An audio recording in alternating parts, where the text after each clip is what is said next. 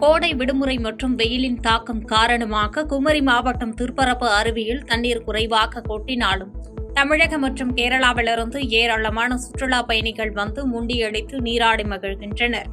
அருவி மட்டுமின்றி அருகிலுள்ள நீச்சல் குளத்திலும் குழந்தைகளுடன் குடும்பமாக மக்கள் நீராடி கோடை வெப்பத்தை தணித்து செல்கின்றனர். கடந்த வெள்ளத்தால் சேதமடைந்த குற்றாலம் மெயின் அருவி பகுதியில் புதிய ஆர்ச் மற்றும் நடைமேடை அமைக்கும் பணிகள் நடைபெற்று வருவதால் சுற்றுலா பயணிகள் குளிக்க தடை விதிக்கப்பட்டுள்ளது. இன்னும் 2 மாதங்களில் சீசன் தொடங்க உள்ள நிலையில் வியாபாரிகளின் வாழ்வாதாரத்தை கருத்தில் கொண்டு பணிகளை விரைந்து முடிக்க வேண்டும் என மாவட்ட நிர்வாகத்திற்கு கோரிக்கை விடுக்கப்பட்டுள்ளது.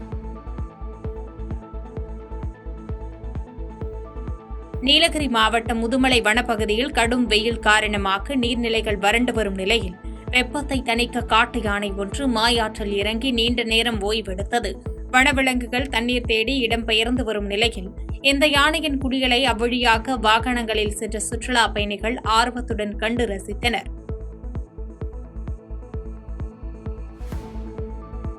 மைசூரிலிருந்து தூத்துக்குடி சென்ற எக்ஸ்பிரஸ் ரயிலில் கடத்தி வரப்பட்ட ரூபாய் 1 லட்சம் மதிப்புள்ள தடை செய்யப்பட்ட புகையிலை பொருட்களை கோவில்பட்டி ரயில் நிலையத்தில் போலீசார் பறிமுதல் செய்தனர்.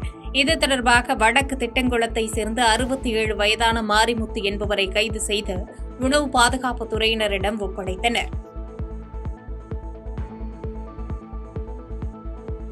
ஈரோடு மாவட்டம் வெங்கட்டாம்பாளையத்தில் உள்ள வீரமாத்தி அம்மன் கோயிலில் ஹெல்மெட் அணிந்து வந்த மர்ம நபர் கதவுகளை உடைத்து கொள்ளை முயற்சியில் ஈடுபட்டார். கோவிலில் பணம் நகை கிடைக்காததால் அவர் அங்கிருந்து தப்பி சென்ற நிலையில் இந்த சிசிடிவி காட்சிகள் தற்போது வைரலாகி பரபரப்பை ஏற்படுத்தி வருகிறது.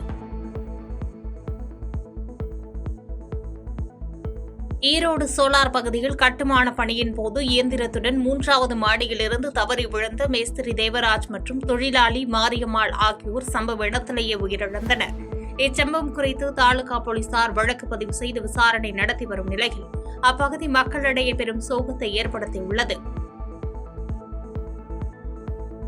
செய்திகளை உடனுக்குடன் தெரிந்து கொள்ள கீழ்கண்ட கேபிள் மற்றும் டிடிஎச் நெட்வொர்க்குகளில் எம்நாடு செய்தி தொலைக்காட்சியை காணுங்கள். பாதகம் செய்பவரை கண்டால் நாம் பயம் கொள்ளலாகாது பாப்பா. மோதி மிதித்துவிடு பாப்பா, அவர் முகத்தில் உமிழ்ந்துவிடு பாப்பா. அண்மை செய்திகளை உடனுக்குடன் தெரிந்து கொள்ள இணைந்திருங்கள் எம்நாடு தொலைக்காட்சியுடன்.